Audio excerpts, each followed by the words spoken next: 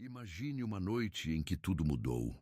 Uma única noite, marcada pela ação invisível e implacável de um ser sobrenatural. Não houve batalha, não houve resistência, apenas silêncio e morte. 185 mil soldados, mortos em um piscar de olhos, e um único anjo, enviado diretamente pelo céu. Por quê? O que faria Deus enviar tamanho poder para destruir um exército inteiro, sem piedade? Hoje você conhecerá o mistério por trás dessa noite e talvez perceba que essa história é mais parecida com a sua vida do que você imagina, porque todos nós temos guerras silenciosas dentro de nós, batalhas que ninguém vê, inimigos que só nós ouvimos. Prepare seu coração, porque essa história não é sobre soldados caídos, é sobre você, sobre mim e sobre a força que o céu ainda envia para quem se recusa a desistir. Antes de Ezequias, reinava seu pai, Acás, um homem tão perdido, que sacrificou o próprio filho em altares pagãos, fechou o templo, profanou a fé.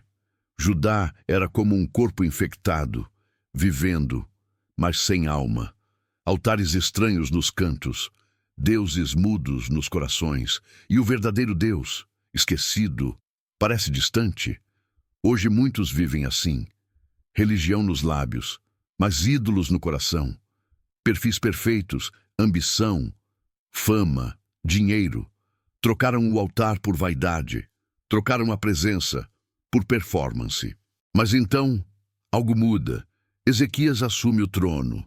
Um jovem, sem apoio, sem manual, mas com algo raro, sede de Deus. No primeiro mês, reabre as portas do templo, limpa o que estava imundo, derruba altares, chama os sacerdotes e, o mais ousado, destrói a serpente de bronze feita por Moisés. Sim, aquilo que um dia curou, agora escravizava, porque até aquilo que Deus usou no passado pode virar ídolo se o coração se perder. Quantas vezes a gente se agarra ao método, ao símbolo, ao ministério e esquece de quem é o dono da glória? Ezequias não queria reformas religiosas, ele queria Deus, vivo, presente, real. Convoca a Páscoa e de todos os cantos, até do reino destruído do norte, vem gente quebrada, zombada, mas faminta por reconciliação. E Deus vê. Deus se move. Deus volta a habitar entre eles. Mas essa chama seria testada pelo inferno.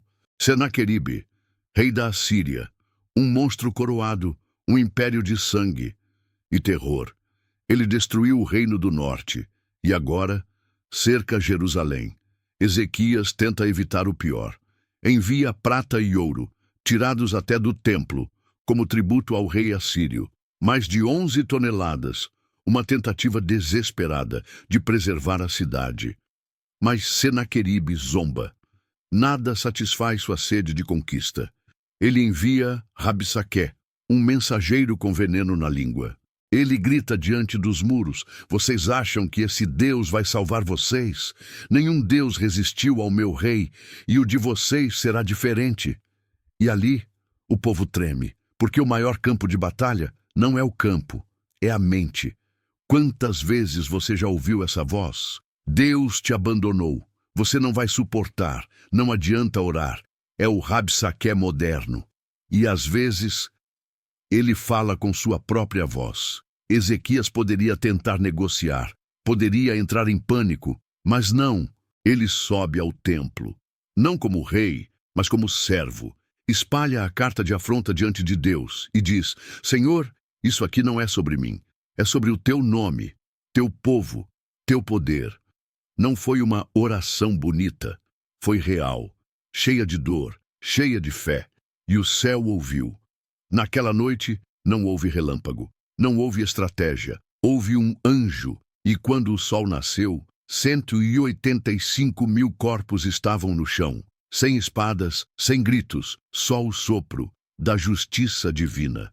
Senaqueribe fugiu humilhado e morreu como viveu, adorando deuses falsos, assassinado pelos próprios filhos. porque ninguém afronta o Senhor. E permanece de pé. Após o milagre, Ezequias adoece.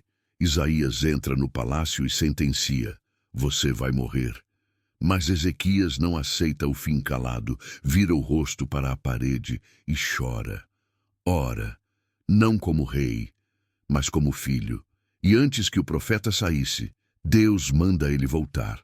Ouvi tua oração, vi tuas lágrimas, te darei mais 15 anos. Como sinal, o tempo recua, a sombra do sol volta 10 degraus, porque o Deus de Ezequias não só controla a guerra, ele controla o tempo, a vida, a eternidade. Mas o coração humano é frágil. Após a cura, Ezequias se exalta, mostra seus tesouros aos babilônios, ouro, prata, glória. Isaías confronta: tudo será levado, seus filhos serão escravos.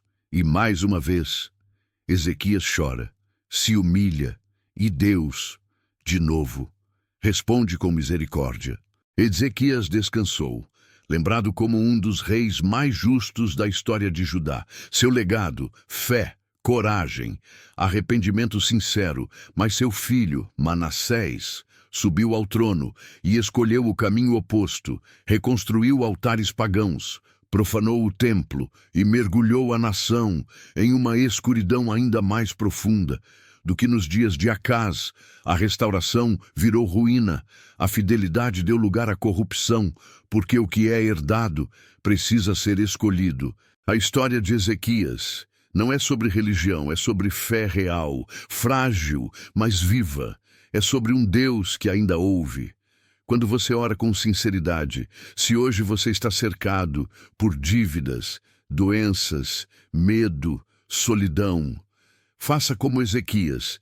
Não lute com as mãos, lute com os joelhos. Espalhe suas cartas diante de Deus, porque o céu ainda envia anjos, o tempo ainda recua e o impossível ainda acontece quando o coração se rende.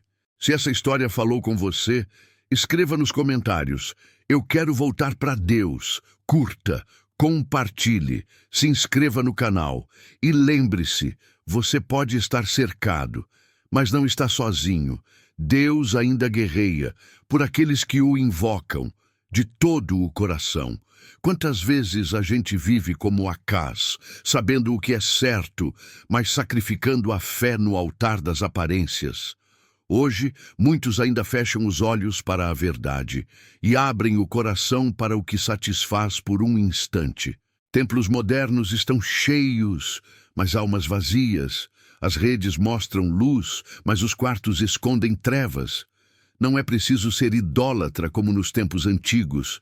Basta amar mais a fama, o controle, a própria vontade do que Deus. Você já trocou a presença de Deus por performance? Já se pegou querendo aplausos mais do que arrependimento?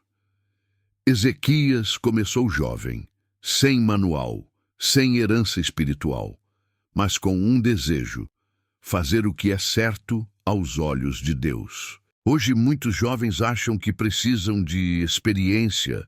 Ezequias mostra que o que precisamos mesmo é de temor e coragem.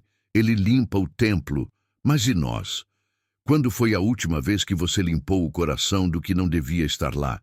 Às vezes, o que nos prende não é o pecado, mas algo que já foi bênção, uma lembrança, um sucesso, um passado que virou ídolo. Até a serpente de bronze virou obstáculo, porque quando o coração se desvia, até o que era santo vira prisão.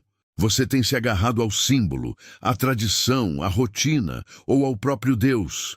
Deus quer mais do que culto bonito. Ele quer um coração quebrado, real, dependente. O povo respondeu ao chamado. Vieram famintos, machucados, de lugares esquecidos, porque quando o coração clama, Deus responde. Mas quando a fé se acende, o inferno se levanta, porque toda chama verdadeira será testada. Senaqueribe não é só um rei da Assíria. Ele representa tudo aquilo que hoje quer destruir sua esperança, sua paz. O cerco de Jerusalém é o que muitos vivem hoje, pressionados por dívidas, doenças, crises familiares, medo do futuro. E quando o inimigo fala, ele não fala baixo. Grita, intimida, faz você duvidar de tudo o que acredita. Nenhum Deus resistiu a mim, disse Rabsaqué. E hoje, o mundo diz, ninguém escapa da ansiedade. Ninguém vence o câncer. Mas Ezequias ensina algo poderoso. Quando você não tem mais força, você tem o joelho.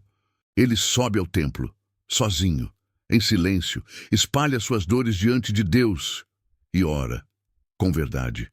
Você já fez isso? Já levou suas cartas, seus diagnósticos, suas contas, seus medos e disse, Deus, isso é teu? Oração não é sobre convencer Deus. É sobre se alinhar com Ele, é dizer, seja feita a tua vontade, mesmo que doa. Naquela noite, não foi Ezequias quem venceu, foi Deus. E quando Deus age, não há parede, trono ou tropa que fique de pé. 185.000 corpos, uma vitória sem espada, porque o céu luta de forma que a terra não entende. Senaqueribe caiu, e tantos inimigos que hoje parecem gigantes, cairão também se você confiar no Senhor. Mas o milagre não impede novas guerras. Ezequias adoece, e o profeta declara, é o fim. Você já ouviu isso? Não tem mais jeito. Agora é tarde, mas enquanto há vida, há graça. Ezequias vira o rosto para a parede e chora, não como rei, mas como filho. E Deus ouve. Talvez hoje tudo o que você precise não é de uma cura, mas de uma lágrima sincera. Deus volta o tempo, retrocede a sombra, porque Ele pode reescrever capítulos que o mundo já considerava encerrados, mas até os justos tropeçam. Ezequias mostra seus tesouros, se exalta como a gente depois da vitória. O problema nunca é ser abençoado, é esquecer de quem foi que abençoou. Glória sem humildade vira ruína, e o que não é entregue a Deus será tomado pelo mundo. Manassés, o filho, escolheu o caminho oposto, porque fé não se herda, se escolhe, se vive. Hoje, muitos filhos de crentes vivem longe de Deus, porque herança não é salvação.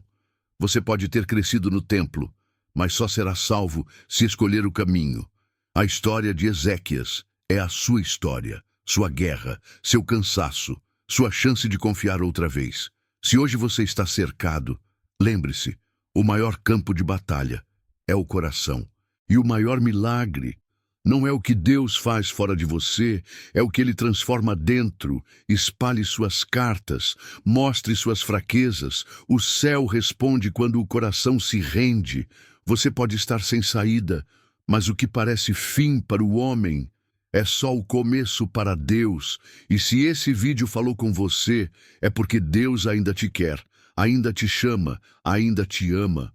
Volte para Ele, antes que o sol se ponha. Antes que o coração endureça, antes que o tempo acabe. Hoje é o dia da rendição, hoje é a noite, em que tudo pode mudar. Deus ainda envia anjos, ainda move céus, ainda responde lágrimas silenciosas. E enquanto o mundo diz acabou, o Senhor sussurra, estou aqui. Você pode estar cercado, mas nunca esteve sozinho.